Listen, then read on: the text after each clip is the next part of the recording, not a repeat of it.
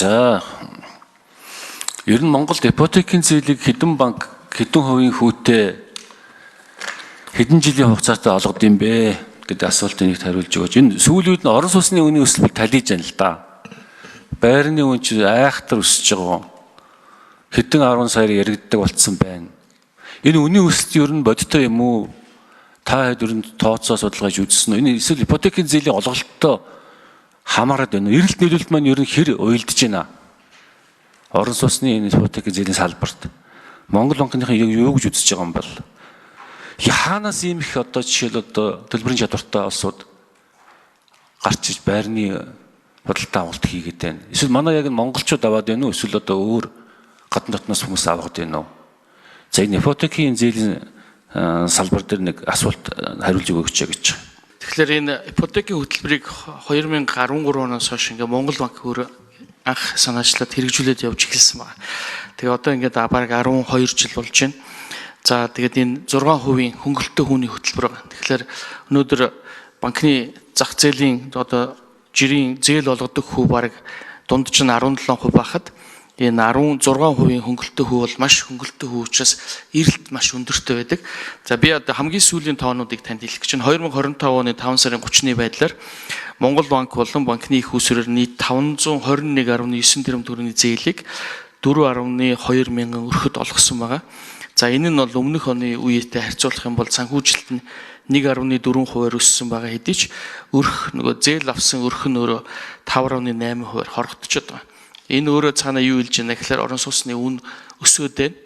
Тэр утгаараа мөнгөнд үн өсөж байгаа ч гэсэн байранд орж байгаа хүнийх нь тоо буурж байгаа ийм прогноз одоо хандлага харагдаад байгаа. Тэгээ үүнээс ингээд энэний дотор нь Улаанбаатар орон нутг гэж ялгах юм бол Улаанбаатар хотод 341.9 тэрбум төгрөгийн зээлийг 2.6 мянган өрхөд, за орон нутгийг 180 мянган төгрөгийн зээлийг 1.6 мянган өрхөд ингээ олгоод байж байгаа. Тэгээ өмнөх онтой харьцуулах юм бол орон сууцны үн 13% өссөн ийм бас судалгаа байгаа. Тэгэхээр орон сууцны үн бол жилийн хугацаанд бол 13% өссөн байна гэсэн юм.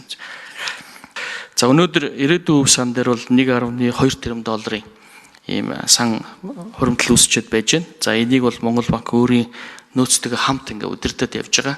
Тэгээ бид нь гадна байршуулж энийг ингээ удирдах явж байгаа. Монгол улсын валютын нөөцтэй ижлэхэн өгөөжийг ингээд өгөө явж байгаа. За хуримтлалын сан дээр өнөөдөр нэг 495 тэрбум төгрөг нодлон өнгөрсөн онд бол цугласан. За 495 тэрбум төгрөгийг ипотекийн зээлийн их усүр маягаар ингээд өнгөрсөн онд зарцуулсан. Тэгэхээр хуримтлалын сан дээр бол дахиж энэ дэр мөнгө нэмэгдэж орж ирээгүй. За үндэсний баялагын сангийн тухай хуулиар бол 3 сан байгаа. Тэрний 2 одоо ирээдүйн сан болон хуримтлалын сан дээр нь Монгол банк ингэж удирдахад нь хамтарч ажиллаж байгаа. Нөгөө хөгжлийн сан нь бол Монгол банктай ямар нэг холбоо хамаарал байхгүй. Ер нь бол үндэсний баялагын сангийн тухай хуулиар нэгэнд гарч батлагдсан байгаа хуулиар бол 3 сан байна. Ирээдүйн сан. Ирээдүйн сан бол 2030 он хүртэл бол энэ зарцуулалт хийгдэхгүй. За 2030 оноос хойш бол зарцуулалт хийгдэх хэрэг. За энэ дээрээ бол угаасаа ирээдүйн сан бол ямар их усрээс санхүүждэг вэ гэхээр амнаатын тодорхой хэсэг буюу 65% тийш очиж байгаа учраас бол их усүр тодорхой. Тэгэхээр 2030 он хүртэл бол гар хүрэхгүй учраас энийг арвижуулаад хоримтлын нэмээд удирдах явах ийм л зохицуулт байгаа. Хоримтлын санг бол Монголдо ашиглаж болно. За энэ нь бол одоо эхний ээлжинд бол ипотекийн зээлийн их усүр болгож ашиглая гэдгээр л ингээд бүртгэгдээд явж байгаа. За хоримтлын санг бол өөрөө энэ ер нь бол хуулиараа хувь хүн болгоны нэр дээр бүртгэгдээд тэнцүү хуваагдаж явах ёстой. За тодорхой зүйл зарцуулагдахаар бас хуульчлагдсан байгаа. Энэ нь бол эрүүл мэнд, боловсрол, за тэгээ орон сууцнд энийг зарцуул. Логсор ингэрч би зүгээр нэг зүйл дээр л болгоомжлоо. Би хуучин бас орон сууцны санхүүжилтийн корпорацийн захирал ажиллаж Монголд анх удаа 8% хүүдэд зээлийн хөтөлбөр эхлүүлж ирсэн та мэдж байгаа. Төрийн албаагчдын 4,000 айл ингээд анх удаа бид нар 11 онд энэ хийж ирсэн. Тэгэд эрэлт нийлүүлэлтээ уйлдуулах бол ерөөсө болдгоо мэл да энэ орон сууцны үн. Тэгээ ипотекийн зээлийн их усрыг маш болгоомжтой энэ зах зээл рүү оруулж ирэхгүй бол орон сууцны үн асар хурдтай өсөж та бүгд мэдж байгаа тийм ээ. Тэгэхээр тэр хуримтлалын сангаас орж ирэх гэж байгаа хөрөнгө болгоныгаа бүгднгийн ипотекийн зээл болох шаардлагатай юугүй юу? Тим хууль орхисон орчин байд юм уугүй юм уу? Та хэд юу яг ипотекийн зээлийн орон сууцны үнийн өсөлтөн дээр ер нь ямар бодлого барья гэж бодоод байна. Эн чинь хязгааргүй өсгөр байна шүү дээ. Одоо ингээд 10% хотлоох 3 сая байсан байшин 4 сая болцсон л байлээ. Метр квадрат нь 5-6 сая болцсон л байлээ. За ипотекийн зээлийн хувьд бол өнөөдрийн байдлаар бол 530 тэрбум төгрөгийн зээл бол гарчихсан байгаа. За энэ нь бол иргэн төлөлтөөс л гараад явж байгаа. За өнөөдрийг хүртэл бол хуримтлалын сангаас ямар нэг их усүр орж ирээгүй байгаа учраас энэ одоо нэмэгдэх асуудал нь бол эрсдэлтэй байгаа гэж хэлж болохоор. Тэгэхээр хэрвээ хуримтлалын сангаас мөнгө орж ирэхгүй бол за Монгол банкны иргэн төлөлтөөс бол нэг 500 тэрбум төгрөг юу одоо энэ мөнгө за банкны өөрийнх нь нөгөө 20% оролцоо гэдгээрээ бас нэг 200 тэрбум төгрөг нэмэгдээд нийтдээ жилийн туршид бол 700-аас 800 тэрбум төгрөг ипотекийн их усүр болж гарна. Тэгэхээр одоо цаашдаа бол оны төгсгөл хүртэл бол хэрвээ хуримтлалын сангаас мөнгө орж ирэхгүй бол нэг 200-аас 300 тэрбум төгрөгийн л боломж байна. Өшөө нэмж чадахгүй. За өнгөрсөн онд бол хуримтлалын сангаас 495 орж ирсэн учраас 1.2 их найдын ипотекийн зээл гарч. Тэгээ 13% гэдэг бол нөгөө хуучин шин байшин бүхэл юмны дундаж үнэлтэй. Тэгэхээр бол үнэтэй байршлаас хамаарал янз бүр байгаа учраас 13 гэдэг бол дунд зарим газар нь бол өндөр байгаа, зарим газар нь бол намд ор байгаа. Ер нь бол ипотекийн зээл авах одоо хүсэлт буюу эрэлт бол маш өндөр байгаа. Одоо манай банкны системдэр бол бараг 1 их найдын ийм хүсэлт нь ирчээд байгаа. Тэгэхээр нэгэнд очер дистра үүсэд явж байгаа учраас одоо энийг хэрвээ ингээд зогсоох юм уу, ямар нэг татах хэмжээнд авах юм бол бас л жоохон төвхтэй байдал үүснэ л гэж харж байна.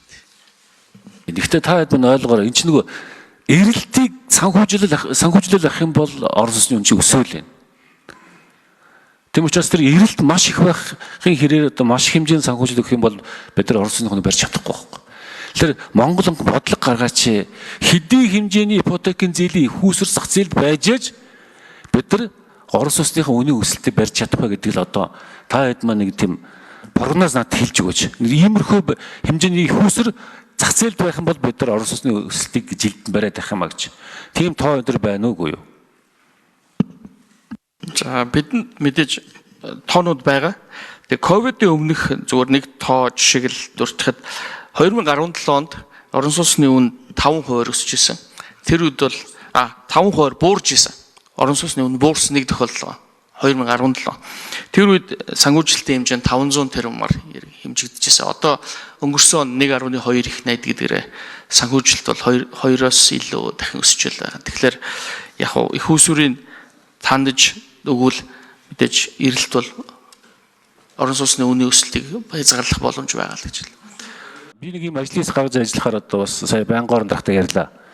Ипотекийн зээлийн үнэгийн нөхцөл байдал, орон сууцны үнийн өсөлтийн одоо бодит байдлыг нэг судлан үзэж одоо танилцуулах ажлын хэсэг байгуулъя гэж байнгын орон дахт хэлсэн. Тэгээ манай Монгол банкных манаас та хэд сайн оролцоод тэр ялангуяа тэр хяналтын зөвлөлийн дарга их эрчтэй хүн байгаа шүү. Чи тэр орж хамтарч ажиллана шүү. Хэн блэ? Манай хяналтын зөвлөлийн дарга чинь. Хуган Батраа. Чи тэрэн заавал орж ажиллана. Тэгээ хэдүүлээ энэ бас нэг ипотекийн зээлийн асуудлуудаар сайхан хамтарч ажиллаад орон сууцны бодит төсөлтийн асуудал дээр ямар байгаа манай байнгын орон дээр ажлаас гаргаад хэдүүлээ ажиллаа гэсэн юм бодолтой байгаа. За ийм саналтай байна.